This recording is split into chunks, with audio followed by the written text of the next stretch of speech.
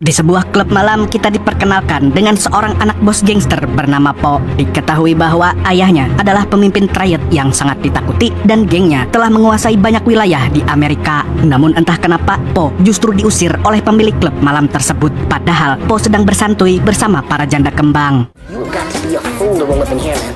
Saat dia sedang cekcok dengan pemilik klub, ada sekelompok orang Cina yang ikut campur. Dan ternyata mereka adalah anggota triad yang dibawa oleh tangan kanan ayah Po yang bernama Kai. Dia dikenal sebagai seorang ahli bela diri yang sangat diandalkan oleh gengnya. Dan siapapun yang berani melawannya, maka sudah dipastikan tulang-tulang mereka akan patah. Di sini Kai berusaha membujuk Po untuk pulang, tapi karena masih emosi, Po sempat menghajar pemilik klub sebelum pergi. Alhasil, para penjaga di sana pun langsung menyerang semua anggota triad itu. Beruntung, mereka memiliki Kai yang bisa mengalahkan musuh dengan mudah.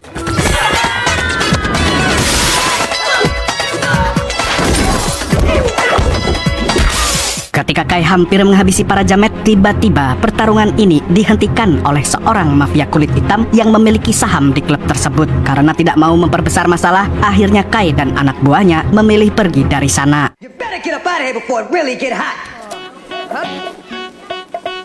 Kai kemudian menyuruh Po untuk segera pulang ke rumah dan berhenti untuk mengunjungi klub tersebut. Menurut Kai, dia lebih baik menjauh dulu dari geng kulit hitam karena mereka sedang ada masalah dengan ayahnya. Kalau Po memaksakan diri terus, bisa-bisa dia dibunuh oleh mereka. Akan tetapi, Po memilih pergi daripada mendengarkan nasihat Kai. Dan benar saja, keesokan harinya, Po ditemukan tewas dalam keadaan tergantung di tiang listrik. Kabar itu pun menyebar dengan cepat hingga terdengar oleh ayahnya yang bernama Chu bin Tukimin. Sebagai ayah, tentu saja dia sangat sedih saat mendengarnya.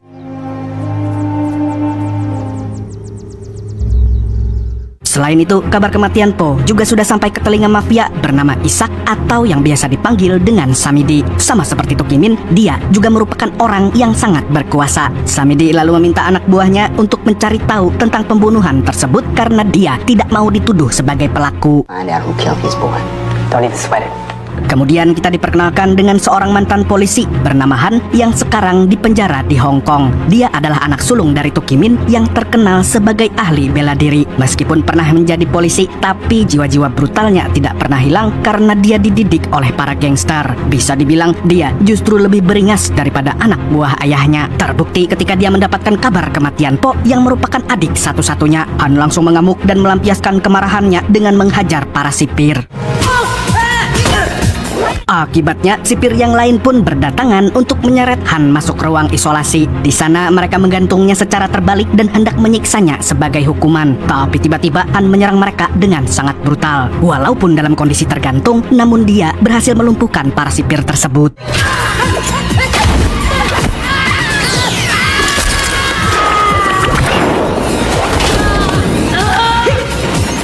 Han lalu melepaskan dirinya dan menukar pakaiannya dengan salah satu sipir. Dan tanpa berpikir panjang, dia langsung menuju gerbang depan, kemudian mengambil sepeda ontel milik Pak Udin. Alhasil, Han pun berhasil melewati gerbang depan dengan santuinya. Bahkan, ada salah satu sipir yang memberikan uang kepadanya untuk dipasang taruhan judi slot. Di waktu yang sama, Samidi dan anak buahnya menemui Tukimin untuk memberikan bunga dan ucapan bela sungkawa. Di sini dia berjanji untuk mencari tahu pembunuh Po secepatnya dan bisnis antara dua geng ini akan tetap berlanjut. Tapi setelah itu, Samidi menyuruh anak buahnya yang bernama Mike bin Paijo untuk mengerahkan pengawal yang bisa menjaga kedua anaknya. Walaupun Tukimin terlihat tenang, tapi Samidi takut kalau para triad akan menyerang keluarganya secara tiba-tiba. Samidi mempercayakan hal ini kepada Paijo karena dia adalah orang yang paling bisa diandalkan. Di lain pihak, anak bungsu Samidi yang bernama Tris terlihat sedang joget pargoy bersama teman-temannya. Lalu saat dia akan pulang, ada seorang jamet yang tiba-tiba mendekatinya. Dan ternyata jamet itu diutus oleh Paijo untuk menjaga putri bosnya dengan baik. Sebenarnya Tris sedikit terganggu dengan jamet yang jarang mandi ini karena dia merasa tidak perlu dijaga oleh siapapun. Bersamaan dengan itu, ada seorang mafia kelas teri yang sedang cukur sambil membicarakan tetangganya yang baru saja menjanda. Kemudian ada seorang kang paket yang mengantarkan hadiah misterius. Tapi ternyata isinya adalah sebuah bom. Alhasil, tempat cukur itu pun hancur seketika. Pada saat bom itu meledak, Han baru saja tiba di Amerika. Dia lantas memberi beberapa peralatan di warung kelontong. Setelahnya dia berniat untuk mengunjungi apartemen milik Po dan akan segera menyelidiki kematian adiknya tersebut. Akan tetapi sopir taksi yang baru saja berhenti tidak mau memberi tumpangan karena dia kebelet ngising. Alhasil Han pun membajak mobilnya diam-diam. Di seberang jalan ada Tris yang sedang berada di toko DVD. Tris lalu diam-diam keluar dari toko tersebut mumpung pengawalnya sedang lengah. Tanpa pikir panjang dia langsung masuk ke dalam taksi yang dibajak oleh Han. Awalnya Han tidak mau mengantarkannya, tapi Tris terlihat sedang menghindari seseorang. Karena kasihan dia pun akhirnya tancap gas. Di tengah perjalanan, Tris terkaget-kaget dengan skill ugal-ugalan Han yang sama sekali tidak pantas untuk menjadi sopir taksi. Dan setelah melihat kartu nama di dashboard, Tris pun tahu kalau mobil ini adalah hasil curian. Meskipun begitu, dia tidak punya prasangka buruk kepada Han. Apalagi pria itu terlihat mirip Babang Tampan. Jadi tidak mungkin orang seperti Han akan menyakitinya. Dan benar saja, Han mengantarkannya dengan aman. You drive like shit. Sementara itu, Samidi tampak sedang bermain golf dengan seorang pengusaha bernama Rod. Di sini, mereka sedang membicarakan bisnis mereka yang juga melibatkan geng Tukimin. Intinya, Rod akan membangun bisnis yang besar, sedangkan Samidi dan Tukimin harus menyediakan tanah yang cukup termasuk yang berada di pusat kota. Jadi tidak heran kalau ada toko yang tiba-tiba digusur atau dibom seperti tadi. Semua itu adalah ulah dari anak buah Samidi. Dan untuk sekarang, Rod ingin mempercepat pembangunannya sehingga Samidi harus segera membebaskan lahan yang dibutuhkan. Sentimental shop owners, without the deeds, there's no land deal. Make myself clear? If I say I'll deliver, I'll deliver. Di sisi lain, putra sulung Samidi yang bernama Colin sedang meminjam telepon di toko milik Tris. Di sini dia ingin memberitahu ayahnya bahwa dia pernah janjian dengan Po untuk bertemu di klub malam. Diketahui bahwa Colin dan Po memiliki hubungan pertemanan. Namun pada malam itu, Colin datang terlambat sehingga dia tidak tahu siapa yang membunuh Po. Selesai menelpon, dia dimarahi oleh Tris karena menggunakan teleponnya sembarangan. Colin pun meminta maaf dan langsung pergi dari sana. Kemudian Colin menemui ayahnya untuk melanjutkan penjelasannya tadi. Intinya, dia bukan pelaku pembunuhan Po. Setelah mendengar penjelasannya, Samidi pun percaya kepadanya. Hanya saja Colin harus mulai berhati-hati dalam tindakannya karena Samidi dan gengnya sedang melakukan bisnis yang besar. Jika berhasil, maka Colin akan mendapatkan jatahnya sendiri. You gotta use your head, and you gotta listen. Ketika Colin pulang, dia berpapasan dengan Paijo yang hendak melaporkan sesuatu kepada Samidi. Ternyata yang dia laporkan adalah pengeboman tempat cukur. Anehnya, Samidi justru tidak tahu mengenai hal ini. Terlebih lagi, salah satu orang yang menjadi korban adalah teman baiknya. Paijo pun akan segera mengurus tempat tersebut. Sebelum itu, dia menemui Tris yang sedang makan nasi padang. Sebagai orang kepercayaan Samidi, Paijo memperingatkan agar Tris tidak bertingkah macam-macam karena situasi dan kondisi saat ini sedang berbahaya. Paijo mengatakan kalau Samidi sangat khawatir dengan keselamatan Tris. Oleh karena itu, Paijo meminta agar dia mau dikawal oleh para jamet. Paijo bahkan terpaksa membentaknya supaya Tris menganggapnya serius. Understand. With the ladies, baby. I want any money. Bersamaan dengan itu, Han sudah berada di apartemen Po untuk mengenang kembali adik kesayangannya tersebut. Sambil menghisap rokok Samsu, Han mengingat masa kecilnya yang bahagia. Dia tidak pernah mengira kalau hidupnya akan berubah menjadi seperti ini. Han kemudian menghubungi nomor terakhir yang ditelepon oleh adiknya. Dan ternyata nomor itu tersambung langsung ke toko milik Tris. Good afternoon, Serpentine Flyer. Tanpa berlama-lama, Han segera mengawasi toko tersebut. Dia lalu melihat Tris keluar dari sana. Han kemudian membuntutinya sampai ke rumah. Tentu saja Tris sangat terkejut dengan kehadiran Han. Sebelum Tris lapor polisi, Han langsung memberitahu maksud dan tujuannya. Dia mengatakan kalau nomor terakhir yang dihubungi oleh mendiang adiknya adalah nomor toko milik Tris. Mendengar itu, Tris menduga bahwa yang dihubungi oleh Po adalah Colin karena jamet itu sering meminjam telepon di tokonya. Saat sedang mengobrol, tiba-tiba para pengawal Tris pun muncul. Han pun mengaku sebagai driver Gojek yang baru saja mengantarkan soto kudus untuk Tris. Tapi dia ketahuan bohong karena tidak ada soto di sana. Alhasil, para jamet pun langsung menghajar Han.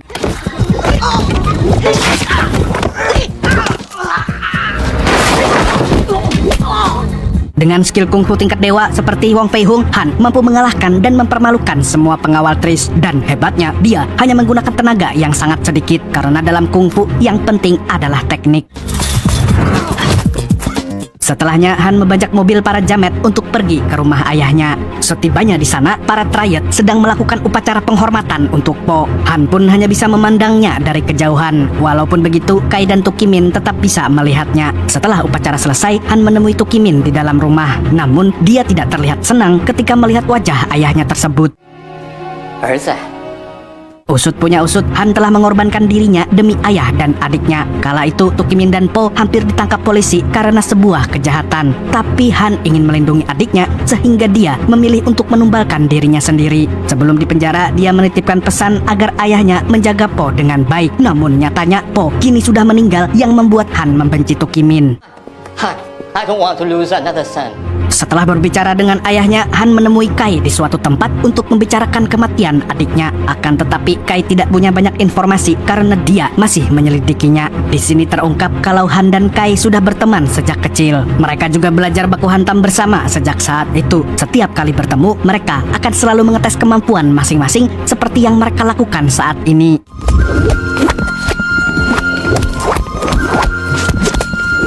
Keesokan harinya, Han kembali menemui Tris yang sedang membagikan es krim gratis kepada para bocil. Paijo CS pun melihatnya dari kejauhan. Paijo mengira kalau Han adalah teman Tris, jadi dia mengajaknya untuk bermain American football yang merupakan olahraga baku hantam berkedok lepar lemparan bola. Tentu saja momen ini dimanfaatkan oleh para pengawal Tris untuk membalas dendam. Alhasil, Han pun digeprek oleh mereka. Tidak terima dengan kelakuan para jamet, akhirnya Han memutuskan untuk menggunakan teknik kungfu dalam olahraga ini sampai dia memenangkannya.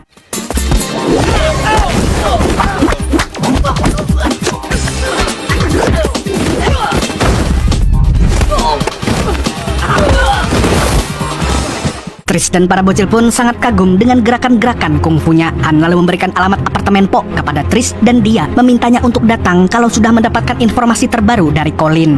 Malam harinya, Colin dan pacarnya sedang teler karena kebanyakan minum air kobokan. Mereka lalu kedatangan tamu misterius yang menekan bel apartemen berkali-kali. Dan saat pintunya dibuka, tiba-tiba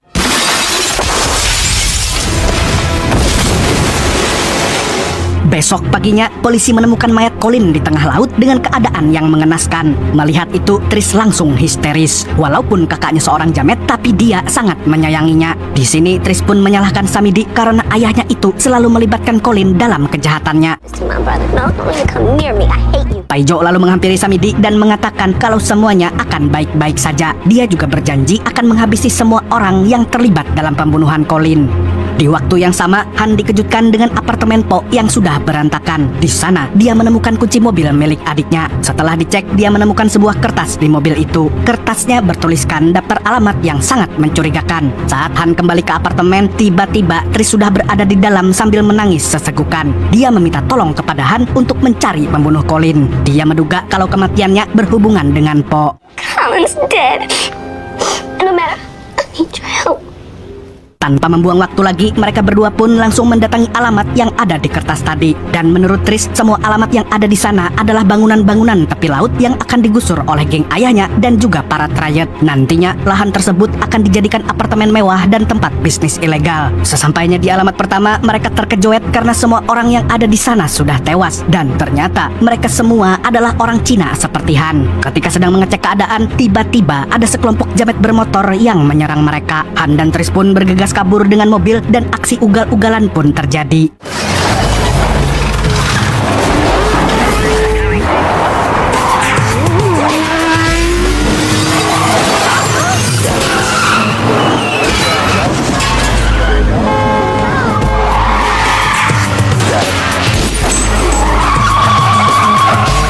Singkat cerita, para jamet itu pun hanya tersisa satu orang karena yang lain tumbang di tengah jalan. Han lalu menggiringnya ke sebuah tempat yang sepi untuk berbaku hantam dengan brutal. Tapi ternyata jamet itu adalah seorang wanita Cina. Sebagai seorang pria pengguna Samsu, tentu saja Han tidak berani memukul wanita. Oleh karena itu, dia pun menggunakan tubuh Tris untuk mengalahkannya. Dan berkat kerjasama yang sangat epik, mereka pun berhasil mematahkan tulang punggung lawan hingga dia tewas.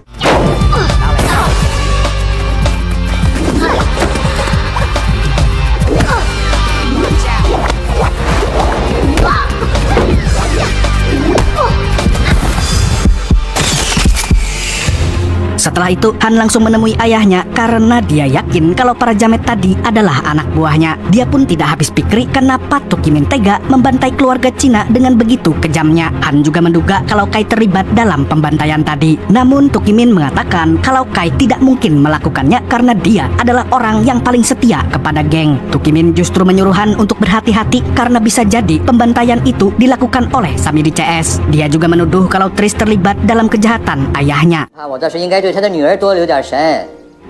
Di lain pihak, Paijo terlihat sedang cekcok dengan seorang nelayan yang tidak mau menjual tanahnya. Paijo pun akhirnya menodongkan pistol dan memaksanya untuk menandatangani kontrak pembelian.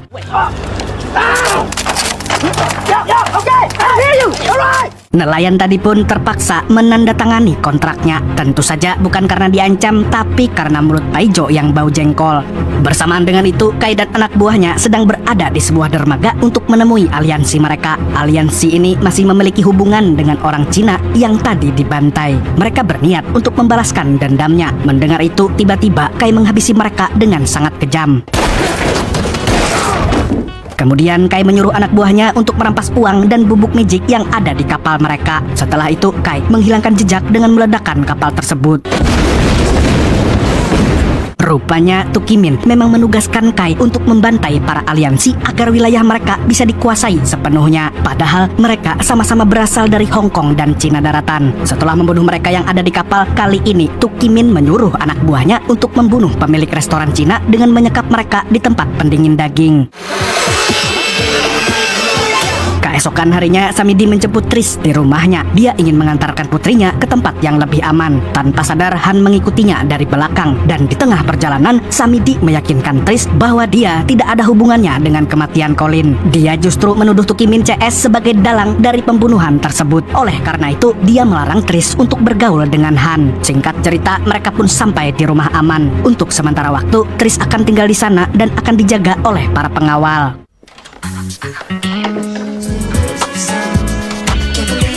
Tak lama kemudian, Rod menghubungi Samidi untuk menandatangani kontrak perjanjian. Mereka berdua pun janjian di sebuah klub malam. Ketika Samidi akan pergi, Han diam-diam menyelinap ke kamar Tris untuk membawanya pergi dari sana. Sontak para pengawal pun ketar-ketir saat Tris menghilang dari kamarnya.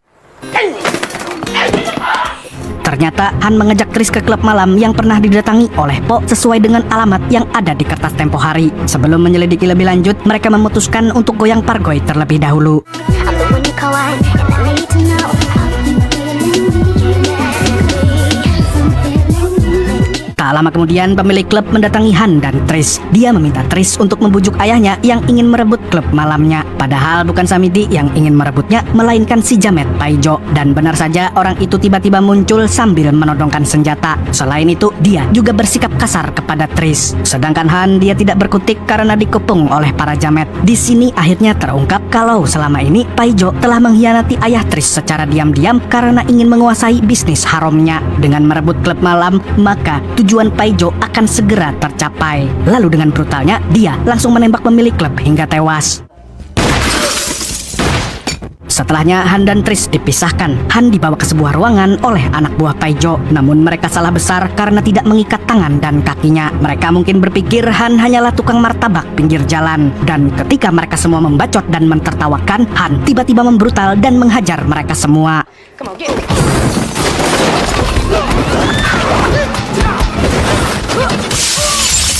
Dengan skill kungfu tingkat dewa, Han menjadikan barang-barang random sebagai senjatanya. Kali ini, dia menggunakan selang air dan alat penggorengan untuk menghabisi mereka semua.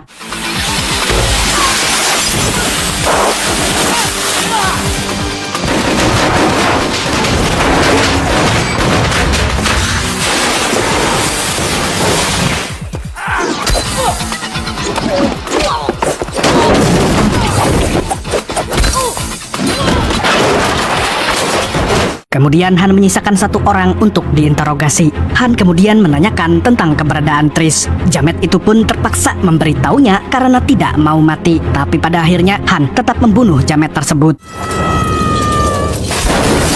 Di tempat lain, Rod sedang bertransaksi dengan Tukimin. Dia memberikan uang yang cukup banyak atas penjualan tanah di tepi laut. Sementara itu, Samidi justru menolak pembayaran dari Rod. Dia tidak jadi menjual tanahnya dan memilih untuk membuat kesepakatan baru. Several, in fact. Well, you just got another one. Do you mind if I have a moment? Now you go right ahead. Sontak, hal itu pun membuat Paijo sangat murka padahal dia sudah siap untuk merebut uangnya. Di sini akhirnya Paijo menunjukkan sifat aslinya. Dia juga menyeret Tris ke hadapan Samidi sembari menodongkan pistol ke kepalanya. Paijo juga mengaku telah bekerja sama dengan Tukimin secara diam-diam demi menguasai bisnis Samidi. Tidak hanya itu, dia juga membunuh Colin agar tidak memiliki penghalang lagi. Mendengar pengakuannya, Samidi pun langsung mengamuk dan menghajar si Paijo. Tapi sialnya, dia malah tertembak di bagian perut. Akibat keributan itu, anak buah Rod pun ikut berbaku tembak hingga akhirnya dia mengambil semua dokumen milik Rod lalu pergi begitu saja. Paijo pun langsung mengejarnya karena dia membutuhkan dokumen tersebut untuk menguasai bisnis Samidi. Saat si Jamet sudah pergi, Samidi menyelamatkan anaknya dengan menghabisi antek Paijo. Di lain pihak, Paijo sedang mengejar Rod dan anak buahnya yang kabur naik helikopter. Setelah baku tembak, Paijo akhirnya berhasil menjatuhkan koper mereka. Dia pun langsung mengambil semua dokumennya. Akan tetapi Han muncul di depannya untuk membalaskan dendam adiknya. Paijo pun bingung sendiri karena dia tidak pernah membunuh orang Cina. Dia bahkan mengatakan kalau Tukimin adalah dalang dari semua orang Cina yang mati secara misterius. Paijo kemudian menodongkan pistol karena Han telah lancang kepadanya. Namun tiba-tiba Tris lalu kembali ke ayahnya sambil menunggu ambulans. Sementara itu, Han pergi ke markas Triad untuk menghabisi ayahnya dan juga Kai. Sesampainya di sana, Kai sudah menunggu di depan markas. Dia sudah tahu kalau Han pasti akan segera balas dendam. Kai berkata bahwa Po tidak layak untuk menjadi penerus Tukimin. Jadi dia terpaksa membunuhnya. Han yang tidak terima pun langsung berduel dengan Kai.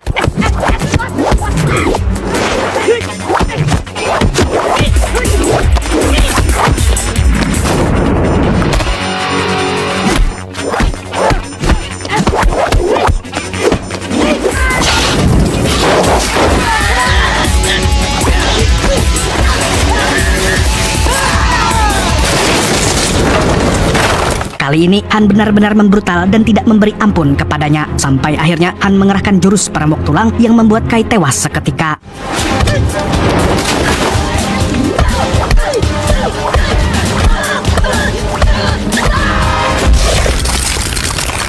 Han kemudian mendatangi ayahnya yang sudah menunggu di ruangannya. Di sini, Tukimin tiba-tiba menangis dan merasa bersalah atas kematian Po. Dia lalu mengeluarkan pistol dan meminta Han untuk membunuhnya. Namun, Han tidak mau balas dendam kepada ayahnya sendiri. Dia ingin membiarkan Tukimin kena karma suatu hari nanti. Setelah Han pergi, Tukimin pun mengambil pistol tersebut dan memutuskan untuk membayar dosa-dosanya.